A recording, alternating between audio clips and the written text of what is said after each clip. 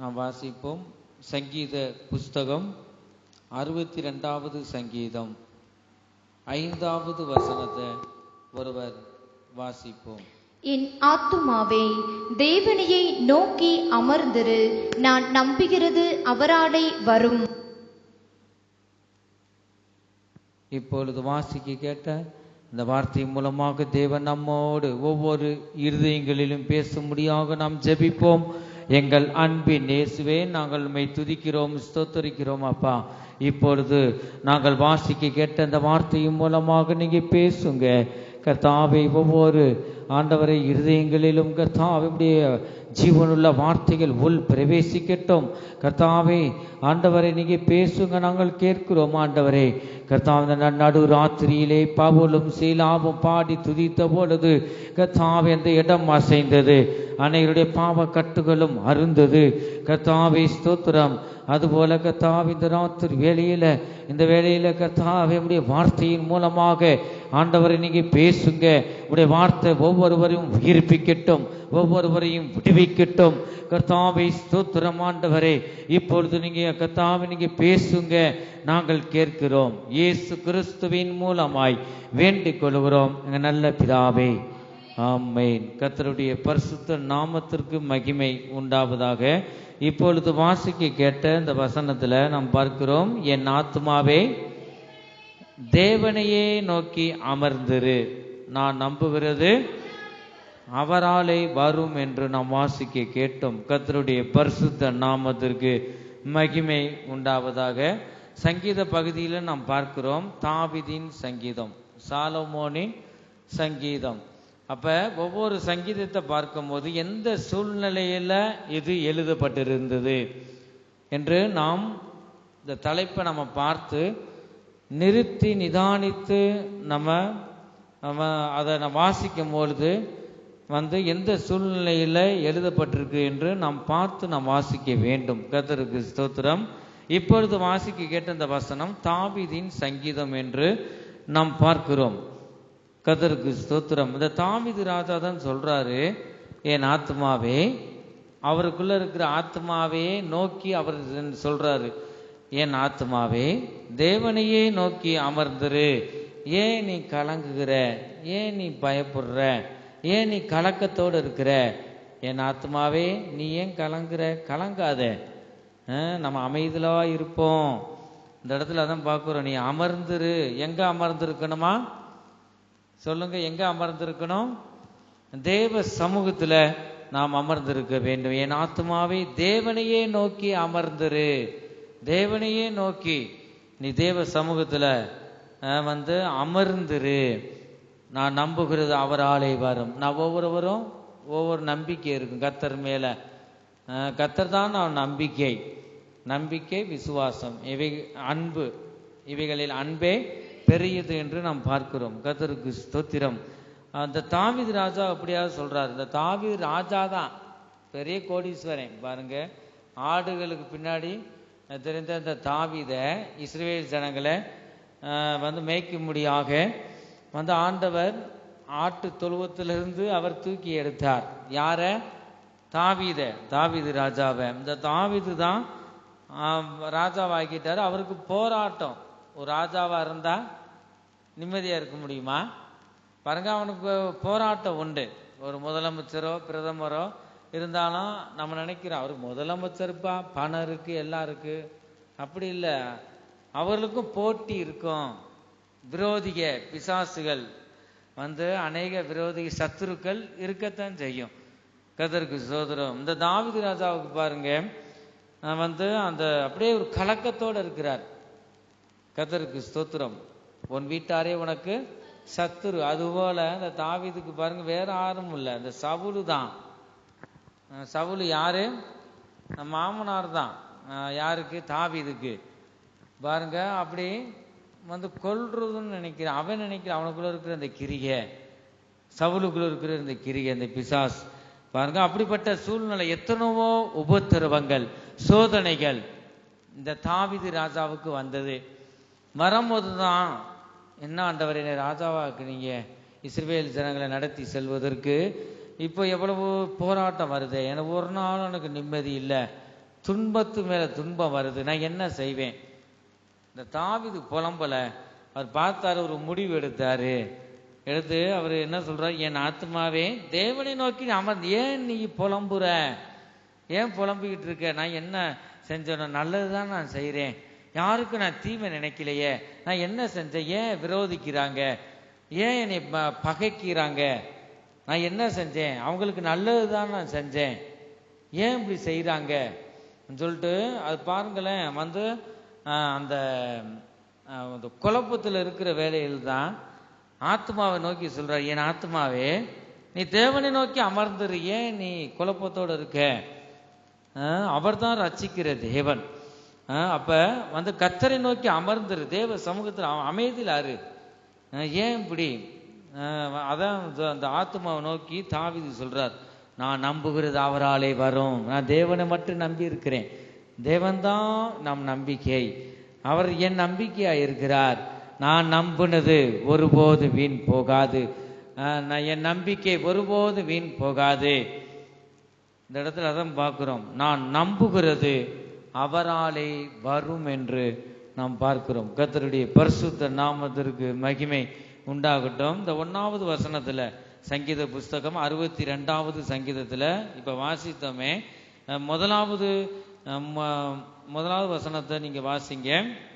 தேவனையே நோக்கி என் ஆத்துமா அமர்ந்திருக்கிறது, தேவனையே நோக்கி என் ஆத்துமா அமர்ந்திருக்கிறது, அவரால் என் ரட்சிப்பு வரும், அவரால் என் ரட்சிப்பு வரும், என் மீட்பு ஒரு நாள் என்னை மீட்டு எடுப்பார். ரட்சிப்பு அங்கிருந்து வரணும். எனக்கு ஒத்தாசை வரும் பர்வதங்களுக்கு நேராக என் கண்களை ஏறெடுக்கிறேன். கர்த்தருடைய பரிசுத்த நாமத்திற்கு மகிமை உண்டாகட்டும். அவரால் என் ரட்சிப்பு வரும். யாரால? கர்த்தரால. பாருங்க, ஆகவே நாம் புலம்புறதுனாலேயோ கவலைப்படுகிறதுனாலேயோ துக்கப்படுகிறதுனாலேயோ நம்மளால ஒன்றுமே செய்ய முடியாது. இந்த தாவீது ராஜாவுக்கு பணம் இருந்துச்சு, ராஜ்யமே பாருங்க அப்படி இருந்தது. ஆனா அந்த தாவீது ராஜா சொல்றாரு, ஆத்மாவில் இளைப்பாறுதல் இல்லை, அதனாலதான் என் ஆத்மாவே நீ வேஸ்டா, நம்ம புலம்பி ஒரு பிரயோஜனம் இல்லை, என் ஆத்மாவே தேவனையை நோக்கி நீ அமர்ந்துரு, அங்க ரட்சிப்பு வரும், அங்கிருந்து நமக்கு ஆசீர்வாதம் கிடைக்கும், நீ வேஸ்டாக புலம்பி ஒரு பிரயோஜனம் இல்லை. ஆகவே நீ திடமனதாய் இருந்து தேவ சமூகத்திலிருந்து தேவனை நோக்கி காத்துரு. பாருங்க, அப்படிதான் இந்த தாவீது ராஜா சொல்றார். ஆகவே இந்த கடைசி நாட்களில் வந்திருக்கிற நாம் நம்முடைய குடும்பங்கள்ல ஏதாவது துன்பங்களோ ஏதோ சோதனைகளோ வந்தாலும் நீங்க என்ன செய்யக்கூடாது? கலங்கக்கூடாது. நான் மனுஷருக்கு தான், நீங்க மனுஷீகமா நீங்க இருந்தீங்கன்னா கலக்கம் உண்டாகும். எனக்கு ஒரு தேவன் இருக்கிறார், அழைத்த தேவன் உண்மை உள்ளவர், நம் தேவனோடு ஞானஸ்தானத்தின் மூலமா உடன்படிக்கை பண்ணியிருக்கிறேன், அவர் என்னை அழைத்தவர், அவர் உண்மை உள்ளவர். இந்த பூமியில யார் யார் உண்மையா இருக்காங்களோ இல்லையோ, தேவன் ஒருவர், என்னை அழைத்த தேவன், அவர் உண்மை உள்ளவர், அவர் அப்படியே செய்வார், அவர் என்னை கைவிட மாட்டார். நான் தேவ சமூகத்துல அவருடைய சமூகத்தில் இருந்து ஜெபத்தின் மூலமாக அவருடன் நான் விண்ணப்பம் பண்ணும் போது, அவரை துதிக்கும் போது என் காரியம் நான் நம்பினது அவராலே வரும், அவர் என் நிச்சயம் என்னை கைவிட மாட்டார், நான் கேட்டுக்கொண்டதை கர்த்தர் தருவார் என்று நான் உடனடியாக துன்பமோ என்ன வந்தாலும் சோர்வுகள் வந்தாலும் தேவ சமூகத்தில் அமைதலோடு நீங்க என்ன செஞ்சிருங்க? உட்கார்ந்து கர்த்தரோடு நீங்க பேச ஆரம்பிச்சிடணும். நீங்க தேவனோடு பேசினா அவர் உங்களோடு பேசுவார். ஜெபம் என்பது அதுதான். ஜெபம் என்பது நாம் தேவனோடு பேசுவது. அவர் நம்மோடு பேசும் வர, நாம் பண்ணின விண்ணப்பத்துக்கு அவர் பதில் தரும் வர நாம் ஜெபிப்பது தான் ஒரு உண்மையான ஜெபம். ஆகவே நாம் பண்ற விண்ணப்பத்துக்கு வானங்கள் திறக்கப்படணும்னா தெய்வ சமூகத்தில் நான் அமர்ந்திருக்க வேண்டும். இந்த ஆத்மா ஒரு நேரத்தில் அப்படி கலக்கத்தை உண்டு பண்ணிடும். எனக்கு அவன் தீங்கு பண்ணிட்டான், அவனை 2ல் ஏதாவது பண்ணாம நான் விட மாட்டேன். பாருங்க, அப்படிலாம் இந்த ஆத்மா ஒரு சில நேரங்கள் அப்படி கொண்டு போயிடும். அதுக்கு நாம் இடம் கொடுக்க கூடாது. இந்த தாவீது ராஜா பணம் எல்லா வசதியும் இருந்துச்சு, ஆனா அவர் என்ன வேணாலும் செஞ்சிருக்கலாம், ஆனா அப்படி செய்யல. யுத்த வீரர்கள் எல்லாம் இருந்தது, ஆனா அவருக்குள்ள அந்த ஆத்மா ஒரு கலக்கம். ஆனா என்னை ராஜாவாக்கின ஒரு தேவன் இருக்கிறார், அவர் சேனைகளின் கர்த்தர், அவர் எனக்காக யுத்தம் பண்ணுவார். என் ஆத்மாவே நாம் ஒன்று செய்வோம், தேவ சமூகத்தில் அமர்ந்திருப்போம், கர்த்தரை நோக்கி நாம் துதிப்போம். நான் நம்புனது அவராலே வரும், அவர் தருவார். இந்த விசுவாசத்தோடு இந்த தாவீது சொல்றார், நான் நம்புகிறது அவராலே வரும். கர்த்தருக்கு ஸ்தோத்திரம். நாம் நல்லதையே நம்பும் போது, நான் ஒரு நல்ல காரியத்தை தேவ சமூகத்துல வைத்து ஜெபத்தின் மூலமாக விண்ணப்பம் பண்ணின அந்த காரியத்தை கர்த்தர் நிச்சயமாக அவர் தந்து வழி நடத்துகிற உண்மையுள்ள தேவனாக இருக்கிறார். கர்த்தருக்கு ஸ்தோத்திரம். இந்த தாவீது இந்த 62வது சங்கீதத்தை நீங்க வாசித்து பார்த்தீங்கன்னா 2வது வசனத்துல தொடர்ந்து அவர் விண்ணப்பத்தை பாருங்களேன். தொடர்ந்து அவர் சொல்றாரு, அவரே என் கண்மலையும், அவர்தாம் என் கண்மலை, அவர்தான் என் கர்த்தர், அவர்தாம் இயேசு கிறிஸ்து, அவரே என் கண்மலையும் என் ரட்சிப்பும் என் உயர்ந்த அடைக்கலமுமானவர், என் உயர்ந்த அடைக்கலமானவர். நான் அதிகமாய் அசைக்கப்படுவதில்லை, நான் அதிகமாய் அசைக்கப்படுவதில்லை. ஹல்லேலூயா. நான் ஒருபோதும் அசைந்து நான் போக மாட்டேன். அவர் என் கண்மலையாயிருக்கிறார். நான் நம்பின என் கண்மலை. அவர் ஒருபோதும் என்னை இடவழியில விட்டுட்டு போக மாட்டார். பாதி வழியில விட்டுட்டு அவர் மறைந்து போக மாட்டார். அவர் கடைசி வரை என்னை வலது கரத்தை பிடித்து அவர் என்னை நடத்துவார். அவர் கடைசி பரியந்தம் அவர் நடத்துவார். என்னை கைவிடாத தேவன் ஒருவர் இந்த பூமியில இருப்பார் என்றால் அவர் தான் என்னை அழைத்த இயேசு கிறிஸ்து. அவர் என் கண்மலையாய் இருக்கிறார். அவரே எனக்கு அடைக்கலமாய் இருக்கிறார். ஒருபோதும் என்னை கைவிட மாட்டார். எத்தனை பேர் இந்த ராத்திரி வேளையில இந்த கண்மலை ஆகிய கர்த்தரை நோக்கி நாம் பார்க்கிறோம். அவர் என் ரட்சிப்பு. இந்த தாவீது ராஜா சொல்றார், என் உயர்ந்த அடைக்கலமானவர், நான் அதிகமாய் அசைக்கப்படுவதில்லை என்று அந்த இடத்துல சொல்லுவதை நாம் பார்க்கிறோம். கர்த்தருடைய பரிசுத்த நாமத்திற்கு மகிமை உண்டாவதாக. என் ஆத்மாவை தேவனையே நோக்கி அமர்ந்திரு, நான் நம்புகிறது அவராலே வரும் என்று சொல்லிட்டு இந்த 6வது வசனத்துல பார்க்கிறோம், அவரே என் கண்மலையும் என் உயர்ந்த அடைக்கலமுமானவர், நான் அசைக்கப்படுவதில்லை. உயர்ந்த அடைக்கலமா என் தேவன் இருக்கிறார். நான் ஒருபோதும் அசைக்கப்பட்டு போக மாட்டேன். நம்ம அசைக்கப்படாமல் இருக்கணும்னா நமக்குள்ள யார் தான் இருக்கணுமா? இந்த கண்மலை ஆகிய இயேசு கிறிஸ்து நமக்குள்ள வாசம் செய்ய வேண்டும். தேவ வார்த்தை பரிசுத்த வேதாகமோ அனுதினம் வாசிக்கணும். தேவனுடைய வார்த்தை நமக்குள்ள இருக்கணும். எத்தனை பேர் நீங்க மனப்பாட வசனம் ஒரு 10 வசனமாவது உங்க பார்க்காம நீங்க சொல்ல முடியுமா? வசனம் தான் நமக்கு ஒரு பாதுகாப்பு. நம்முடைய தேவன் வார்த்தையாய் இருக்கிறார். யோவான் எழுதின சுவிசேஷம் 1வது அதிகாரம் 1வது வசனத்துல நீங்க வாசிங்க. அப்ப தேவன் வார்த்தையாய் இருக்கிறார். அந்த வார்த்தையாகிய தேவன் நமக்குள்ள நிலைத்திருக்கணும். ஆதியிலே வார்த்தை இருந்தது, அந்த வார்த்தை தேவனிடத்தில் இருந்தது, அந்த வார்த்தை தேவனிடத்தில் இருந்தது, அந்த வார்த்தை தேவனாய் இருந்தது என்று நாம் வாசிக்கிறோம். கர்த்தருடைய பரிசுத்த நாமத்திற்கு மகிமை உண்டாவதாக. அப்ப அந்த வார்த்தையாகிய தேவன் நமக்குள்ள இருக்க வேண்டும். உங்களுடைய இந்த 2026வது வருஷத்துல உங்களுக்கு அவரவரை கொடுக்கப்பட்ட வாக்கு தத்துவம் என்ன? இப்போ கேட்டால் நீங்கள் மனப்பாடமாக சொல்ல முடியுமா? பாருங்க, இந்த வார்த்தை, இந்த வாக்கு தத்துவம், இந்த வசனம், ஒவ்வொரு வருஷமும் உங்களுக்கு கிடைக்கிற வசனத்தை நீங்கள் மனப்பாடம் பண்ணாலுமே ரட்சிக்கப்பட்டு எத்தனை வருஷமோ அத்தனை வசனம் மனப்பாடமாக நீங்கள் சொல்லிடலாம். தீர்மானம் பண்ணணும். நீங்கள் இந்த உங்களுக்கு கொடுக்கப்பட்ட அவரவரை கொடுக்கப்பட்ட இந்த வாக்கு தத்துவம் அதை நியூ இயர் அப்போ பாருங்க, அன்னைக்கு மட்டும் வாசிச்சுட்டு அப்படியே மூடி வச்சிருது. கடைசியில் கேட்டு பாருங்க, வாக்குத்தத்த வசனத்தை தேடிக்கிட்டு இருப்பாங்க. தொலைச்சிடக்கூடாது. தேவன் நமக்கு மேன்மையாக கொடுத்த இந்த வாக்கு தத்துவத்தை பத்திரமாக நம்ம பற்றி கொள்ள வேண்டும். இந்த வாக்கு தத்துவம் நம் ஜீவியத்தில் நிறைவேறணும்னா இந்த வார்த்தை நம் இருதயத்துக்குள் இருக்கணும். நீங்கள் என்னிலும் என் வார்த்தைகள் உங்களிலும் நிலைத்திருந்தால் நீங்கள் கேட்டுக்கொள்வது எதுவோ அது உங்களுக்கு செய்யப்படும் என்று நாம் வாசிக்கிறோம். கர்த்தருடைய பரிசுத்த நாமத்திற்கு மகிமை உண்டாகட்டும். வாக்கு தத்துவத்தை சொல்லுங்க. தம்பி சொல்லு, உனக்கு வாக்கு தத்துவம் என்ன 2026வது வருஷத்துல?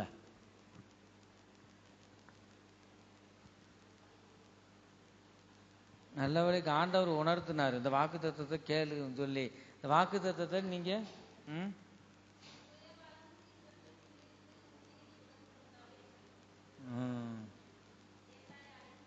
அந்த வாக்கு தத்துவத்தை எப்பயும் மனப்பாடமா வர ஞாயிற்றுக்கிழமை எந்த நேரம் கேட்பேன்னு சொல்ல முடியாது. அந்த வசனம் உங்களுக்குள்ள எப்படியாக நீங்க வாசித்து அந்த வார்த்தை, அந்த வாக்கு தத்துவம் உங்க ஜீவியத்துல நிறைவேறணும். அதுக்காக தான். ஆனா பிசாசு நீங்க நினைக்கிறீங்க எப்படிப்பட்ட வரம் பெற்றவங்களுக்கு இந்த பிசாசு பயப்பட மாட்டான், ஒண்ணுக்கே ஒண்ணு பயப்படுவான், தேவனுடைய வார்த்தைக்கு.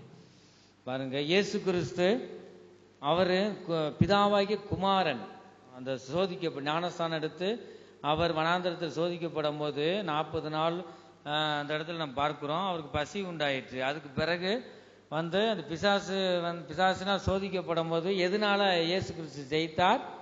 தேவனுடைய வார்த்தையினால. தேவனுடைய வார்த்தை அவ்வளவு வல்லமை உள்ளதுங்க. தேவனுடைய ஒவ்வொரு வார்த்தையினாலும் பிழைப்பான் என்று வேதம் சொல்லுது. ஆகவே தினேஷ் சொல்லு, உனக்கு வாக்கு தத்தம் என்ன? அவ்வளவுதான் மறந்துட்டாரான், தப்பிச்சேன்னு நினைச்சிட்டியா?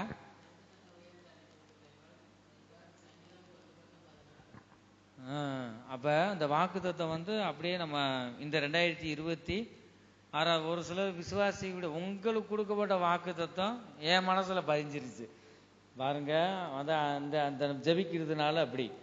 ஆகவே தொடர்ந்து உங்க வாக்கு தத்துவம் உங்க நாவுல இருக்கணும். இருக்கும்போது கர்த்தர் பெரிய காரியங்களை அவர் செய்கிறார். அப்படி நீங்க கர்த்தருடைய வார்த்தை ஒரு ரட்சிக்கப்பட்ட மனிதனுக்கு 3 வேணும், 3 அனுபவம் இருக்க வேணும். என்ன நம்ம இருதயத்தில் இருக்கணும்? முதலாவது வேதம், 2வது ஜெபம், 3வது ஐக்கியம்.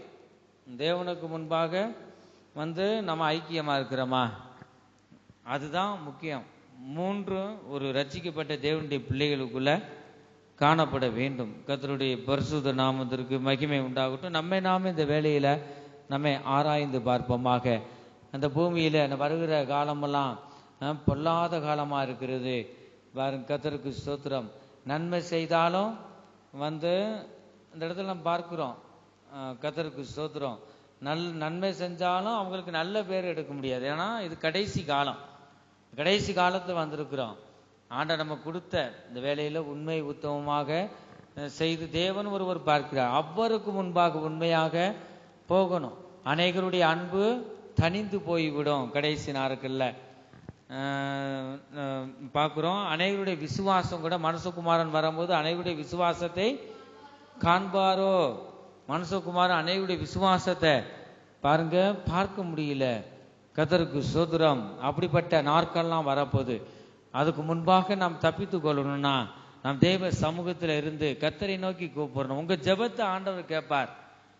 ஏன் இந்த முழு இரவு ஜெபத்துக்கு மாறோம்? எல்லாரும் ஒரு ஐக்கியம் தேவனை நோக்கி நாம் ஒருமித்து தேவனை நாம் பாடி துதிக்கும் போது கர்த்தர் பெரிய காரியங்களை அவர் செய்வார்.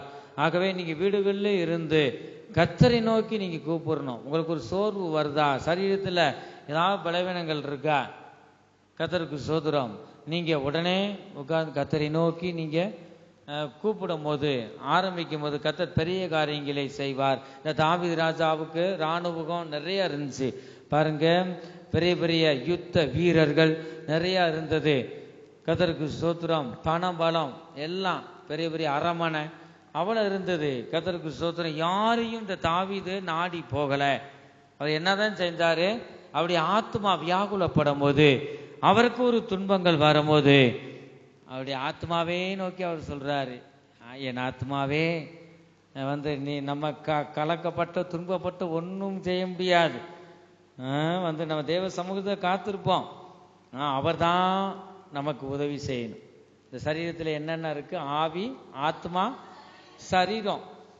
கர்த்தருக்கு ஸ்தோத்திரம்.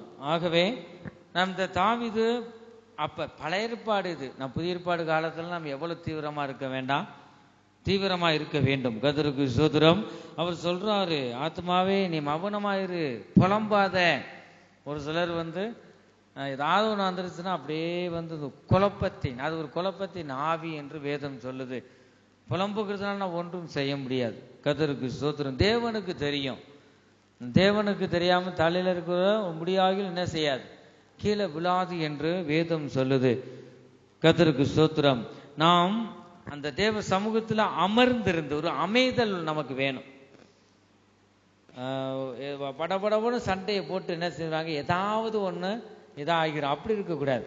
என் ஆத்மாவே நீ உனக்கு அமைதல் தேவை. இப்போ ஏதாவது துன்பங்கள் வருதா, அப்படி வரும்போது சண்டைக்கு ஏதுவாக பிசாசு கொண்டு போவான். அப்பெல்லாம் நீங்கள் அமைதியாக இருக்கணும். உடனே தேவ சமூகத்தில் காத்து ஸ்தோத்திரம் ஸ்தோத்திரம் ஸ்தோத்திரம் அப்பா கிருபையை தாங்க கிருபையை தாங்க அமர்ந்திருந்தணும். தேவ சமூகத்தில் ஒரு அமைதல் இந்த ஆத்மாவுக்கு மிகவும் அவசியமாக இருக்கு. தேவ சமூகத்திலிருந்து கர்த்தருடன் நீங்க விண்ணப்பம் பண்ண வேண்டும். விண்ணப்பம் பண்ணும் போது கர்த்தர் பெரிய காரியங்களை செய்வார். அதை விட்டுட்டு பிள்ளைகளுடைய காரியம் ஒரு சில ஊழியர்கிட்ட சொல்றத நம்ம பார்த்தோம். அவங்க என்ன செய்வாங்க, அங்கிட்டு 4 பேர்கிட்ட என்ன ரேசா மறைஞ்ச உடனே, ஐயா அந்த பிள்ளை எவ்வளோ போராட்டத்தில் இருக்கு பாருங்க, அப்படி இருக்கு இப்படி இருக்குன்னு பிள்ளைகளை பற்றி மற்றவங்ககிட்ட சொல்லி அசிங்கப்படுத்திடுவாங்க. தாவீது அவர்கிட்ட அவங்க தாய் தகப்பனும் இல்லாமல் இருந்தாங்க. எத்தனை பேர் இருந்தாங்க, கூட பிறந்தவங்களாம் இருந்தாங்க. அவங்ககிட்ட சொன்னார், யார்கிட்டையும் சொல்லலை. தேவ சமூகத்தில் அமர்ந்திருந்து தேவனை நோக்கி கூப்பிட்டார். ஆகவே நாம் தேவனோடு நாம் பேசணுங்க.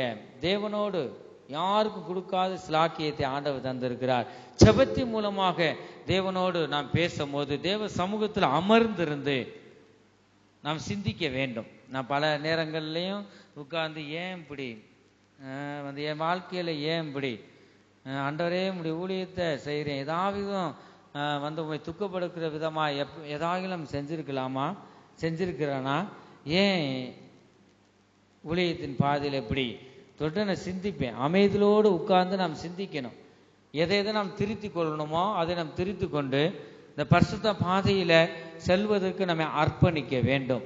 கர்த்தருக்கு ஸ்தோத்திரம். இந்த ஆத்மாவுக்கு ஒரு அமைதலோடு சிந்திக்கணும். ஏன் இது வருது, ஏன் எனக்கு மட்டும் இப்படி துன்பங்கள், சரி இது என்ன ஆண்டவர்கிட்ட நம்ம கேட்கணும். ஆண்டவர் நீங்க உதவி செய்யுங்கப்பா. எத்தனோ பேர் ஒவ்வொருவரும் இந்த தாவீதுக்கும் நம்ம பார்க்குறோம், உனக்கு என்னப்பா பணம், எல்லாருக்கும் உனக்கு என்ன கவலை ராஜா அப்படிதான் சொல்லுவாங்க. ஆனால் போய் அவங்ககிட்ட கேட்டு பாருங்க, ஒரு 2 நிமிஷம் பேசக்குள்ள கண்ணீர் அழுது புலம்பிடுவாங்க. பூமியில மனுஷனா பிறந்தாலுமே ஒவ்வொருவனுக்கும் ஒவ்வொரு துன்பங்கள் இருக்கிறது. ஆகவே நான் ஒவ்வொருவரும் கர்த்தர்கிட்ட என்ன செய்யணும், நான் விண்ணப்பம் பண்ண வேண்டும். ஒரு மனிதன் இந்த பூமியில பிறக்கிறானா, அநேகர் சொல்லுவாங்க, முஸ்லீம்னு நினைக்கிறேன், பிறக்கும் போது அழுவாங்களாம், சாகும் போது அவங்க சந்தோஷமா இருப்பாங்களாம். பாருங்க பிறக்கும் அப்படி நம்ம கேள்விப்பட்டிருக்கேன். கர்த்தருக்கு ஸ்தோத்திரம். ஆகவே ஒரு மனிதன் பிறக்கிறானா, பிறந்ததுலேருந்து அழுகுறாங்க. நீங்கள் பார்த்துருப்பீங்க, உங்களையே நீங்கள் நிதானித்து பாருங்க. தாயின் வயிற்றிலிருந்து பிறக்குறீங்க, தாயின் வயிற்றிலிருந்து பிறக்கும் போது அழுதுகிட்டு என்ன செய்யுது, சிரிச்சுக்கிட்டே ஐயோ நான் வந்துட்டேன், வெளியில் உலகத்துக்கு வந்துட்டேன்னு கக்க போட்டு சிரிச்சுக்கிட்டா வருது. சொல்லுங்க, தாயின் வயிற்றிலிருந்து வரும்போது அது சந்தோஷத்தோடு கரத்தை தட்டிக்கிட்டு வருதா, அது என்ன சந்தோஷம், நான் உலகத்தில் வந்துட்டேன் சொல்லி அது என்னதான் வருது, அழுதுகிட்டு என்ன செய்யுது, அழுதுகிட்டு தான் வருது. அது பிறந்தது முதல் கண்ணீர் தான். ஆனால் சாகுற வரைக்கும் கண்ணீர் தான். ஆனால் இந்த கண்ணீரையும் ஆண்டவர் என்ன செய்கிறாரு, நோக்கி பார்க்கிறார். நான் ஒவ்வொருவரும் நம்ம பார்க்கிறோம், பிறந்தது முதல் சாகும் வரை கண்ணீரோடு இருக்கிறத நம்ம கண்ணீர் ஒன்று தான் அந்த மனுஷனுக்கு இந்த உலகத்தில் மிச்சம், வேற எதுவுமே இல்லை. பிறந்த நாள் முதல் சாகும் வர கண்ணீர். இந்த கண்ணீர் விடுகிற ஒவ்வொரு ஜனங்களையும் கூட ஆண்டவர் கூப்பிடுகிறார்.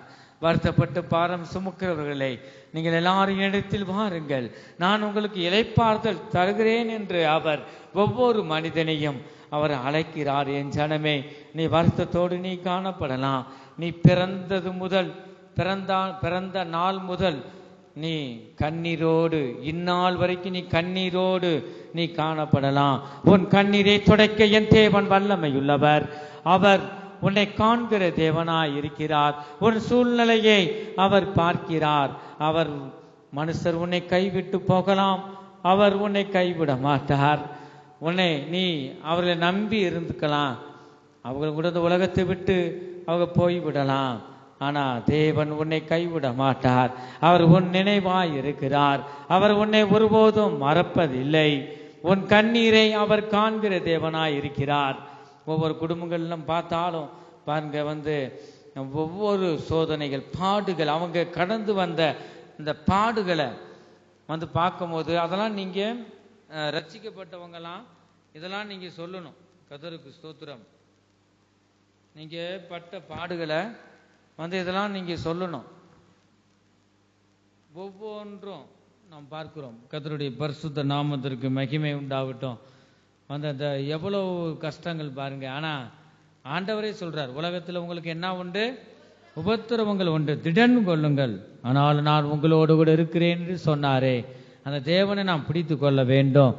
தொடர்ந்து தேவன் நம்மளை அவருடைய கிருபையும் நன்மையும் நம்ம தொடர்ந்து வர வேணும் என்றால் இந்த தாவீதை போல தேவ சமூகத்துல அமர்ந்திருந்து அவரை நோக்கி நாம் கூப்பிடும் போது கர்த்தர் பெரிய காரியங்களை செய்கிறார். அந்த நாம் வாசிக்கிறோம், நன்மையும் கிருபையும் என்னை தொடரும் என்று தாவீது ராஜா சொல்றார். நன்மையும் கிருபையும் தொடர்ந்து வரும், என்னை விட்டு போகாது, என்னை தொடர்ந்து வரும். அப்ப சத்தியமும் ஜெபமும் வேத வசனமும் நமக்குள்ள இருக்கும்போது நன்மையும் கிருபையும் இந்த தாவீதை தொடர்ந்து வந்தது போல நம்மை இந்த வசனத்தையும் தேவனையும் பின்பற்றுகிற ஒவ்வொருக்கு பின்னாக நன்மையும் கிருபையும் பாதுகாப்பும் தொடர்ந்து வரும். என் ஜனமே, கர்த்தருக்கு ஸ்தோத்திரம். இந்த தாவீதை போல எத்தனை பேர் நாம் தேவ சமூகத்துல நாம் அமர்ந்திருந்து அவரை நோக்கி நாம் பார்க்கிறோம். இனி காலம் செல்லாது. இனி காலம் இந்த உலகத்துல என்னென்னதும் நடக்குது பாருங்க. 2025 நாம் பார்த்தோம். இந்த 2026 வருஷத்துலயும் நாம் பார்க்கிறோம். நன்மையானதை கத்த தந்து வழி நடத்தணும். இந்த தேசத்துல சமாதானத்தை கட்டளையிடணும். என்னவோ நமக்கு தெரியாது. ஆண்டவர் எப்ப வந்தாலும் அவரை சந்திக்க நாம் ஒவ்வொருவரும் ஆயத்தமாகவே இருக்க வேண்டும். ஒரு அற்பமான இந்த உலக பொருளுக்காக சண்டைகளை போட்டு தேவன் நமக்கு வைத்த கிருபைகளை நாம் இழந்து போயிடக்கூடாது. நம்ம எதை எதை பெற்றுக்கொள்ளணுமோ நாம் பெற்றுக்கொள்ளணும். பரிசுத்த ஆவியின் அபிஷேகத்தை பெற்றுக்கொள்ளணும். ஆவிக்குரிய வரங்களை நாம் பெற்றுக்கொண்டு ஜெபத்திலும் வேத வாசிப்பிலும் நாம் தேர்ந்தவர்களாய் நாம் காணப்பட வேண்டும். விசுவாசத்தில் நாம் வளர வேண்டும். தேவ அன்பிலை நாம் பூர்ணப்பட்டு நிலைத்திருந்து நாம் ஒவ்வொரு நாளும் கர்த்தரை நாம் பின்பற்றுகிறவர்களாகவே நாம் காணப்பட வேண்டும். இந்த உலகத்துல வந்து சண்டைகளும் பிரச்சனைகளும் நம்ம தேடி போறோம், அதை தேடி வரும். ஆனா அதில் நின்று நாம் ஜெயிக்க தேவன் கர்த்தரை நாம் பிடிச்சுக்கிறோம். ஆண்டவரே, எனக்கு ஒன்றும் தெரியாது, என் சரீரத்தில் சக்தியோ பலனோ இல்லை, அப்படி இருந்தாலும் என்னால முடியாது. ஆனா நீங்க எனக்கு முன்பாக சேனைகளின் கர்த்தர் எனக்காக யுத்தம் செய்யுங்க, எனக்கு ஜெயத்தை வாங்கி தாங்க ஆண்டவர், எனக்காக நீங்க உதவி செய்யுங்கப்பா, உம்முடைய உதவி எனக்கு இந்த பூமியில மிகவும் அவசியம் சொல்லி கர்த்தரை நோக்கி நாம் கூப்பிடணும். அவர்கிட்ட நாம் பாரத்தை இறக்கி வச்சிடணும். அவரே நம்ம ஆதரிக்கிற தேவனாய் இருக்கிறார். ஒரு மனிதனுக்கு தேவனுடைய தயவு கிருபை இல்லைன்னா இந்த பூமியில நாம் வாழ முடியாது. ஆகவே தேவனை சார்ந்து நாம் ஜீவிக்கும் போது கர்த்தர் பெரிய காரியங்களை செய்கிறார். அதனாலதான் இந்த தாவீது ராஜாவை கர்த்தர் சொன்னார், தாவீது என் இருதயத்துக்கு ஏற்றவன். ஒரு மனிதன் இன்னொரு மனிதனுக்கு சாட்சி சொல்றது பெரிய காரியம் இல்லை. ஒரு தெய்வமே, ஒரு கர்த்தர், சர்வ வல்லமை உள்ளவர், அந்த வானத்தை இந்த பூமியை நம்மளை சிருஷ்டித்த சர்வ வல்லமை உள்ள தேவன் இந்த தாவீது ராஜாவை பாருங்க சாட்சி சொல்றார். ஒரு ஆண்டவர் சாட்சி சொல்றது எவ்வளவு ஒரு மேலானது. தாவீது என் இருதயத்துக்கு ஏற்றவன். ஏன் இப்படி தாவீத இந்த வார்த்தையை சொன்னார்? கர்த்தருக்கு ஸ்தோத்திரம். சின்ன பாவம் செஞ்சாலும் மனஸ்தாபப்படுவார். தேவனுக்கு சித்தமானதை அவர் செய்வார். இந்த மனஸ்தாபம் நம் குறைவுள்ளவங்க தான், மனுஷர் தான். ஆண்டவரே, என் குற்றங்களை மன்னி, அறியாம நான் பேசிட்டேன், அறியாம இந்த பாவத்தை செஞ்சிட்டேன். சுத்த இருதயத்தை எனக்கு தாங்கப்பா, ஒரு நிலவரமான ஆவியை தாங்க தாவீது கேட்டார். ஆகவே அதுபோல நாமும் கேட்கும் போது தேவன் பிரியப்படுகிறார். தேவன் விரும்புகிற நல்ல ஒரு பரிசுத்த ஜீவியம். வாலிப பிள்ளைகளும் சரி, பெரியவங்களும் சரி, ரட்சிக்கப்பட்ட ஒவ்வொருவரும் தேவன் நாம் எதை செய்தா அவர் விரும்புகிறார்? அவர் விரும்புகிற பரிசுத்த ஜீவியம் செய்ய வேணும். இப்படி செய்கிறவர்களுக்கு தான் தேவன் தரிசனங்களை தருவார், சொப்பனத்தின் மூலமா பேசுவார். இருதயத்தில் சுத்தம் உள்ளவர்கள் பாக்கியவான்கள், அவர்கள் தேவனை தரிசிப்பார்கள். ஆகவே தேவனை தரிசிக்க எத்தனை பேர் நம்ம ஆசையா இருக்கோம்? தேவனுடைய சத்தத்தை கேட்க எத்தனை பேர் நம்ம ஆசையாக இருக்கிறோம்? தேவன் என்னோடு பேச மாட்டாரா? அநேகர் பார்த்த தேவன் ஒருவர் இருக்கிறார், கர்த்தர் இருக்கிறார். ஜெபத்தின் மூலமாக ஜெபம் பண்ணுவோம் ஏதோ கடமைக்கு. அப்போ பார்த்தோமே 2 பாயிண்ட்டுக்கு 1 பாயிண்ட் சொன்னா எப்படி? நல்ல வேளைக்கு நான் கவனிச்சேன். கர்த்தருக்கு ஸ்தோத்திரம். கவனிக்காம விட்டுட்டா அவ்வளோதான். கவனம் தேவை. அப்போ ஜெபத்தின் மூலமாக நாம் தேவனோடு பேசுகிறோம், மனுஷர்கிட்ட அல்ல. ஜெபம் என்பது நாம் தேவனோடு பேசுவது. இப்போ நான் பண்ணின விண்ணப்பத்திற்கு பதில் வருவரை நாம் ஜெபிக்கிறது தான் ஜெபம், விசுவாசம் உள்ள ஜெபம். அப்போ அப்படி ஜெபிக்கும் போது இந்த பாயிண்ட்டுகளை மனதில் வைத்து நாம் ஜெபிக்க வேண்டும். கர்த்தருடைய பரிசுத்த நாமத்திற்கு மகிமை உண்டாகட்டும். இன்னொரு இடத்துல நாம் பார்க்கிறோம், தாவீது சொல்றாரு, சங்கீத புஸ்தகம் 40வது சங்கீதம் 1வது வசனத்துல நான் வாசிக்கும் பொழுது, கர்த்தருக்காக பொறுமையுடன் காத்திருந்தேன், அவர் என்னிடமாய் சாய்ந்து என் கூப்பிடுதலை கேட்டார். யாருக்காக பொறுமையுடன் காத்திருக்கணுமா? கர்த்தருக்காக பொறுமையுடன் காத்திருந்தேன். தேவ சமூகத்தில் அப்படிதான் நம்ம ஜெபம் பண்ணிக்கிட்டே இருப்போம். நம்ம ஜெபம் பண்ற ஒரு பதிலையும் காணா. எவ்வளோ நம்ம அதுக்குன்னு நான் மனுஷன் தானே, எனக்குன்னு ஒரு அளவு தான் பொறுமை. அப்படி ஒரு சொல்றத நம்ம பார்த்துருக்குறோம். தாவீது தாங்க சொல்ற. தாவீது யார்? நம்மளை மாதிரி மனுஷன்தான். அவர் தங்கத்தில் பிறந்தவர் இல்லை. அது நம்மள மாமிசம் பாடுள்ள ஒரு மனுஷன்தான். கர்த்தருக்கு ஸ்தோத்திரம். அவர் பாருங்க, அவர் தான் சொல்றார், கர்த்தருக்காக பொறுமையுடன் காத்திருந்தேன். ஆண்டவரே நீங்க வாங்கப்பா, ஜெபத்து மூலம் உம்மோட பேசுறேன், எனக்கு பதில தாங்க. உம்முடைய சத்தம் என் செவிகளை கேட்கலையே. ஆடு மாடு சத்தம் கேட்குது, பக்கத்துல பிள்ளைய சத்தம் கேட்குது. ஆனா உம்முடைய சத்தம் எங்கே? ஆண்டவர் உமக்காக நான் காத்திருக்கிறேன், என் ஆத்மா அமர்ந்திருக்கிறது, நீங்க என்னோட பேசுங்க. இந்த தாவீது ராஜா சொல்றாரு, கர்த்தருக்காக பொறுமையுடன் காத்திருந்தேன், அவர் என்னிடமாய் சாய்ந்து. பொறுமையுடன் காத்திருக்கிறவர்களுக்கு தான் ஆண்டவர் என்ன செய்வார்? அவர் செவியை சாய்ப்பார், நமக்கு பதிலை தருவார். அவர் என்ன செய்யறாரு? அவர் என்னிடமாய் சாய்ந்து என் கூப்பிடுதலை கேட்டார். ஹல்லேலூயா. பழைய ஏற்பாடு பரிசுத்தவான்கள் இந்த தாவீது, கர்த்தருக்கு ஸ்தோத்திரம், அவருடைய ஜெபத்தை கேட்ட தேவன் நம்முடைய ஜெபத்தை கேட்க மாட்டாரா? நமக்காக கல்வாரி சிலுவையில அவருடைய இரத்தத்தை நமக்கு சிந்தி நம்மளை மீட்டு எடுத்தார். கர்த்தருக்கு ஸ்தோத்திரம். நீ உடனடியா நீ சொன்னாலும் உடைய ஜெபத்தை ஆண்டவர் கேட்பார். ஒரு சிலருக்கு கொஞ்சம் தாமதமாக, நீ பொறுமையோடு நீ காத்திருக்க வேணும். நிச்சயமாகவே முடிவு உண்டு, ஒரு நம்பிக்கை வீண் போகாது என்று அவர் சொல்லியிருக்கிறார். ஒரு விண்ணப்பம் நீங்க பண்ணிட்டீங்கன்னா இன்னைக்கு இல்லைன்னா என்னைக்காவது ஒரு நாள் நிறைவேறும். உன் விசுவாசத்தின் அளவு இருக்கு. ஆகவே நீ தொடர்ந்து ஜெப நிலையிலே காணப்பட்டு எப்பொழுதும் இந்த விண்ணப்பத்தை ஆண்டவர் பண்ணிட்டேன்னா அந்த விண்ணப்பத்துக்காக ஸ்தோத்திரம் பண்ணி தேவனை நோக்கி நீ அமர்ந்து இருக்கும் போது நிச்சயமாகவே உனக்கு பதிலை தந்து கர்த்தர் கட்டளையிடுவார். கர்த்தருடைய பரிசுத்த நாமத்திற்கு மகிமை உண்டாகட்டும்.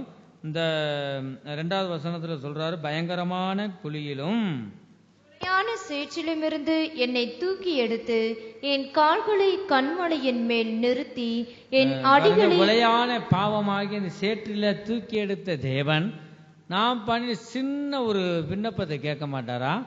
நிச்சயம் கேட்பார். நம்முடைய குடும்ப சூழ்நிலைகளை எல்லாவற்றையும் அவர் அறிகிற தேவனாக இருக்கிறார். கர்த்தருக்கு ஸ்தோத்திரம். ஆகவே இந்த ராத்திரி வேளையிலும் கூட தேவன் நம்மோடு பேசுற வார்த்தை என்ன? என் ஆத்மாவை தேவனையே நோக்கி அமர்ந்திரு என்று தாவீது ராஜா மூலமாக தேவன் பேசுகிறதை நாம் பார்க்கிறோம். ஆகவே நாம் ஒவ்வொருவரும் நம்முடைய ஆத்மா கர்த்தரை நோக்கி அமர்ந்து இருக்கிறதா? முக்கியமான நேரத்துக்குள்ளாக நாம் வந்திருக்கிறோம். தேவன் ஒவ்வொருவரையும் அவர் கவனித்து கொண்டிருக்கிறார். வசனத்தை கேட்கக்கூடாத பஞ்சகாலம் வரப்போது என் ஜனமே. இதுக்கெல்லாம் நாம் தப்பித்து நாம் போக வேணும் என்றால் அவரை நாம் இயேசு கிறிஸ்துவை நாம் பிடித்து கொள்வோமாக. இயேசு கிறிஸ்துவை ரட்சிக்கிறவராய் நம்மளை மீட்கிற தேவனாய் இருக்கிறார். நாம் முடிவு பரியுந்த நிலை நிற்பவனே ரட்சிக்கப்படுவான். முடிவு பரியுந்த நான் நிலை நிற்கிறோமா? சத்தியத்துக்குள்ள காணப்படணும். நீங்கள் ரட்சிக்கப்பட்டிருக்கீங்களா? தினேஷ் ரட்சிக்கப்பட்டியா? ரட்சிக்கப்பட்டியா? தம்பி ரட்சிக்கப்பட்டியா? சிலுவை இயேசு எல்லாரும் தலையாட்டுறாங்க. ஒரு முழுமையான ஒரு ரட்சிப்பு அடைஞ்சிட்டீங்களா? கேட்டுருவாங்கன்னு அங்கே பைபிள் வாசிக்கிறீங்களா? ரட்சிக்கப்பட்டீங்களா? ரட்சிக்கப்பட்டுக்கிட்டே இருக்கும். அதுதான் உண்மையான ஒரு வார்த்தை. கர்த்தருக்கு ஸ்தோத்திரம். ஆகவே நம்ம நினைக்கிறோம் அந்த நீங்கள் ரட்சிக்கப்பட்டீங்களா? ரட்சிக்கப்பட்டோம். அப்போ முழுமையான ரட்சிப்பு உண்டாகலை. நல்லா கவனிக்கணும். கர்த்தருக்கு ஸ்தோத்திரம். அப்போ ஆவி, ஆத்மா, சரீரம். அப்போ அநேகர் ஆலயத்துக்கு வர்றது சமாதானம் இல்லாமல் வருவாங்க, சரீரத்தில் வியாதியோடு வருவாங்க. அப்போ இந்த சரீரத்திற்கு வியாதியை வேண்டிக் கொள்ளும் போது இந்த வியாதியை நீக்கி விடுறார். சரீரத்தில் தான் ஒரு ரட்சிப்பு உண்டாகுது. ரெண்டாவது ஆவி ஆத்மாவில் ஒன்றும் இல்லை. அதனால தான் சரீரத்தில் மட்டும் சுகம் பெற்றவங்க ஆலயத்துக்கு வரமாட்டாங்க. நீங்கள் அதிலே தெரிஞ்சுக்கலாம். அதனால தான் ஆண்டவர் பல இடங்களில் நீங்கள் பார்த்தீங்கன்னா இயேசு கிறிஸ்து ஆவி ஆத்மாவிலையும் இந்த சரீரத்திலையும் சுகத்தை கொடுத்து ஆவி ஆத்மாவிலையும் ரட்சிப்பு உண்டாகும்படி தொடர்ந்து அப்படிப்பட்டவங்க தான் தொடர்ந்து இயேசு கிறிஸ்துவை பின்பற்றுறாங்க. அப்படி நம்ம நீங்கள் வாசித்து பார்த்தீங்கன்னா தெரியும். கர்த்தருக்கு ஸ்தோத்திரம். அதே மாதிரி அநேகரை பார்க்குறோம், அவங்க பரிசுத்தவான்கள்னு சொல்கிறோம். ஊழியக்காரங்களை நம்ம சொல்கிறோம் பரிசுத்தவான்களை போய் அவர் பெரிய ஒரு பரிசுத்தவான்கள் சொல்கிறோம். அவங்க முழுமையான பரிசுத்தவான்கள் இல்லை. பரிசுத்தம் உள்ளவன் இன்னும் பரிசுத்தமாகட்டும். ஊழியக்காரராக இருந்தாலும் விசுவாசிகளாக இருந்தாலும் கர்த்தருக்கு ஸ்தோத்திரம், முழுமையாக அவர் பரிசுத்தம் அடைஞ்சிட்டு அந்த பூமியில் என்ன செய்ய மாட்டார்? ஆண்டவர் வைக்க மாட்டார். அவரை போல முழுமையாக பூர்ணமான பிறகு பாருங்க, நல்லா பழுத்துருச்சு. ஒரு பழம் பழுத்துட்டா என்ன செய்வாங்க? செடியிலேயே வைப்பாங்களா? பறிச்சிருவாங்க. அப்படியே விட்டுட்டா என்ன ஆகும்? அழுகி கீழே விழுந்துடும், கெட்டு போயிடும்.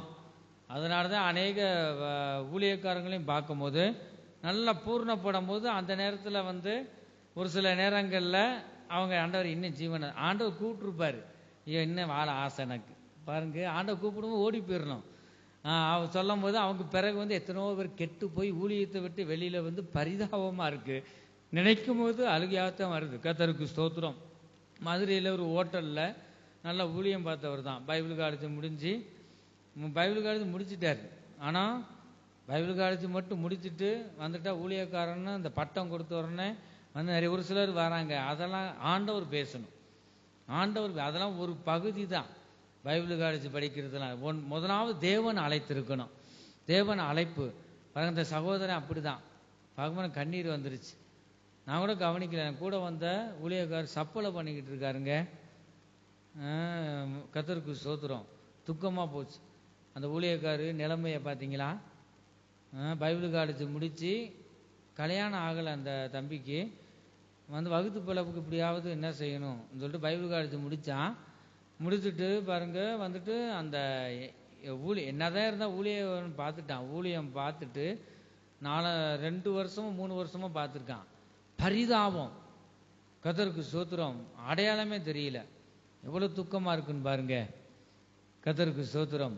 ஆகவே முடிவு வரைந்த நிலை நிற்கணும். வசனம் சொல்லுது, முடிவு வரைந்த நிலை நிற்பவனே ரட்சிக்கப்படுவான். மதுரையில் ஒரு ஹோட்டலில் நான் பார்த்தோம், ஏசி ஹோட்டல்.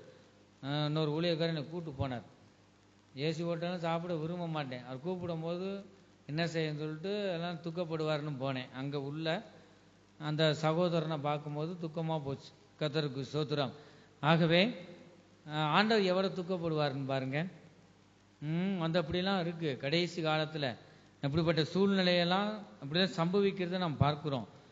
ஊழியத்துக்கு வர்றது முக்கியம் இல்லை. ஊழியத்துக்கு வந்துட்டா செத்தானா அந்த ஊழியத்திலே என்ன செஞ்சிடணும்? செத்துடணும். ஆண்டவர்கிட்ட அதான் கேட்டேன்.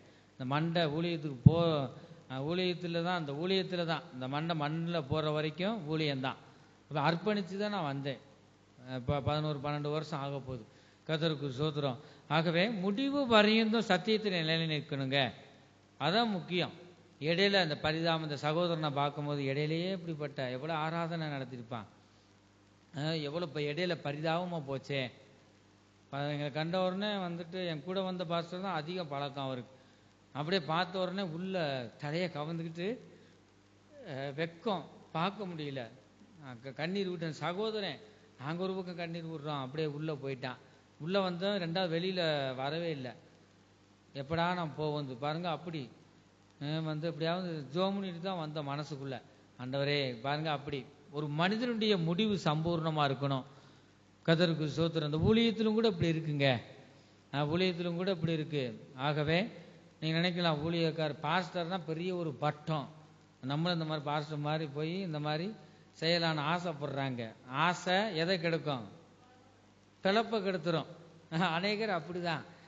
நான் அழைப்பு இருக்கணும், கர்த்தர் பேசணும், கர்த்தர் பேசணும். உனக்குள்ள எது அதிகமா அந்த உனக்குள்ள தோணுதோ, ஒரு ஆசை இருக்கோ, வந்த ஊழியம் செய்யணும் ஆசையா இருக்கா, ஆனால் உம்முடைய சித்தமா கேட்கணும், ஆண்டவர்கிட்ட பேசணும்.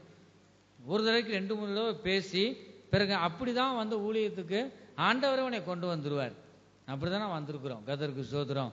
அநேகர் இந்த அழைப்பு இல்லாமல் இப்படி வந்து, அநேகர் ஒரு சில அழைப்பு இருந்தும் ஆண்டவரை அழைச்சோம், அவங்க காலங்கள் போக போக வழி விலைக்கு போயிடுறாங்க, வழி விலைக்கு போயிடுறாங்க. அப்படி இந்த பரிதாபம் இதெல்லாம் ஏன் நடக்குதுன்னா, வேதம் சொல்லப்பட்டிருக்கு, அநேகர் பின்வாங்கி போயிடுவாங்களாம், விசுவாசத்தை விட்டு வலிகி போயிடுவாங்க, அநேகருடைய அன்பு தனிந்து போகும் என்று. ஆகவே நாம் தேவன் நம்ம ரட்சித்து இருக்கிறார். ஆகவே வந்து அதை வெளிப்படுத்தின விசேஷத்தில் பார்க்குறோம். பரிசுத்தம் உள்ளவன் இன்னும் பரிசுத்தம் ஆகட்டும். நம்ம பரிசுத்தம் ஆகிக்கிட்டு இருக்கோங்க. ஒரு பரிபூர்ண ஒரு பரிசுத்தம் வரும்போது அவரிடம் வந்து அவர் சேர்த்து கொள்வார். ஆகவே இந்த பூமியில உபத்திரவங்கள் துன்பங்கள் தான். என்னைக்காவது ஒரு நாள் சந்தோஷமா இருக்கீங்களா?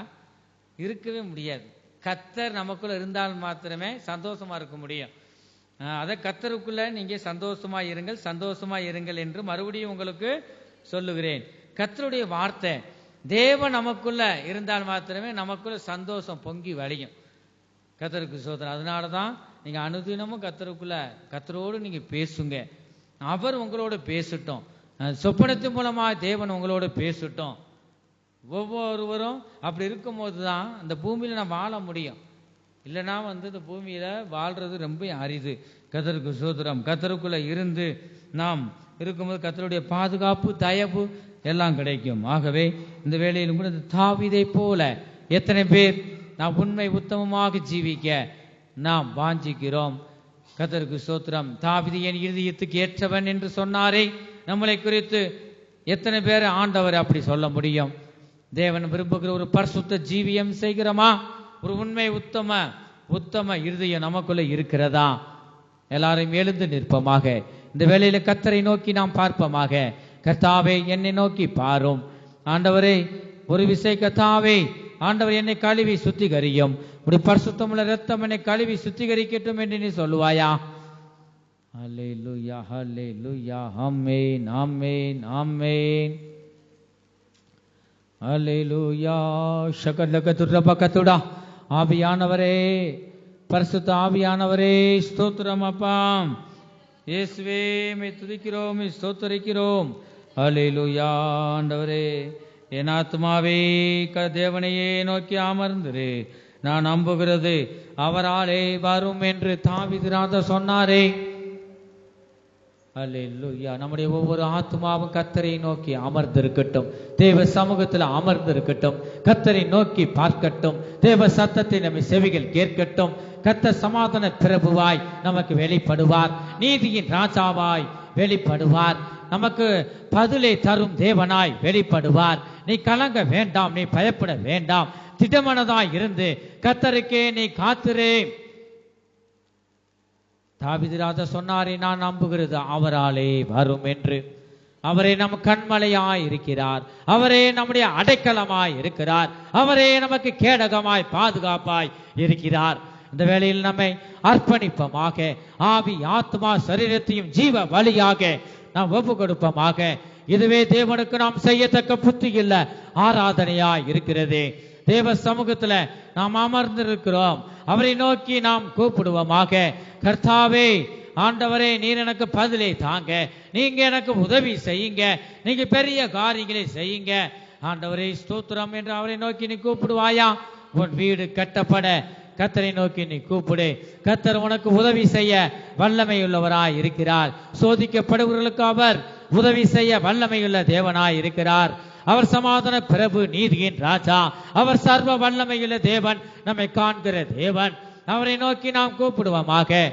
அவரை நோக்கி நீ கூப்பிடு, அப்பொழுது நீ வெட்கப்பட்டு போக மாட்டாய். ஹல்லேலூயா. வல்லமை வல்லமை வல்லமை.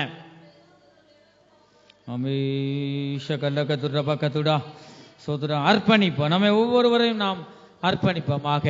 ஹல்லேலூயா. இந்த முழு இரவு ஜெபத்தில் வந்தது நல்லதுதான்.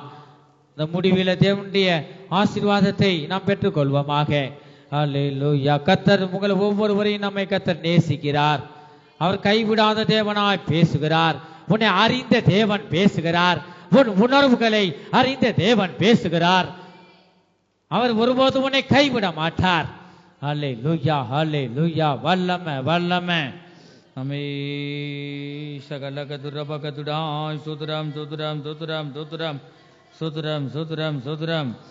என் ஆத்மாவே தேவனையே நோக்கி அமர்ந்தது, நான் நம்புகிறது அவராலே வரும். இந்த வசனத்தின்படி கர்த்தர் ஒவ்வொருவரையும் ஆசீர்வதிப்பாராக. கர்த்தருக்கு ஸ்தோத்திரம்.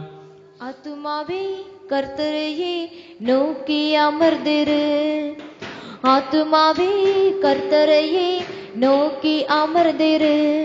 நான் நம்புவது அவராலே வறுமை வந்திடுமே. நான் நம்புவது கர்த்தராலே வறுமை வந்திடுமே. ஆத்துமாவே கர்த்தரையே நோக்கி அமர்ந்திரு. விட்டுவிடாத நம்பிக்கையே வெகுமதி உண்டு. விசுவாசத்தால் உலகத்தையே வெல்வது நீதான். விட்டுவிடாத நம்பிக்கையே வெகுமதி உண்டு. விசுவாசத்தால் உலகத்தையே வெல்வது நீதான். உனக்குள் வாழ்பவர் உலகை ஆள்பவர். உனக்குள் வாழ்பவர் உலகை ஆள்பவர். ஆத்துமாவே கர்த்தரையே நோக்கி அமர்ந்திரு. ஆத்துமாவே கர்த்தரையே நோக்கி அமர்ந்திரு. நான் நம்புவது அவராலே வறுமை வந்திடுமே. நான் நம்புவது கர்த்தராலே வறுமை வந்திடுமே. விட்டு விடாத நம்பிக்கையே வெகுமதி உண்டு. விசுவாசத்தால் உலகத்தையே வெல்வது நீதான். விட்டு விடாத நம்பிக்கையே வெகுமதி உண்டு. விசுவாசத்தால் உலகத்தையே வெல்வது நீதான். உனக்குள் வாழ்பவர் உலகை ஆள்பவர். உனக்குள் வாழ்பவர் உலகை ஆள்பவர். ஆத்துமாவே கர்த்தரையே நோக்கி அமர்ந்திரு. ஆத்துமாவே கர்த்தரையே நோக்கி அமர்ந்திரு. நான் நம்புவது கர்த்தராலே வறுமை வந்திடுமே.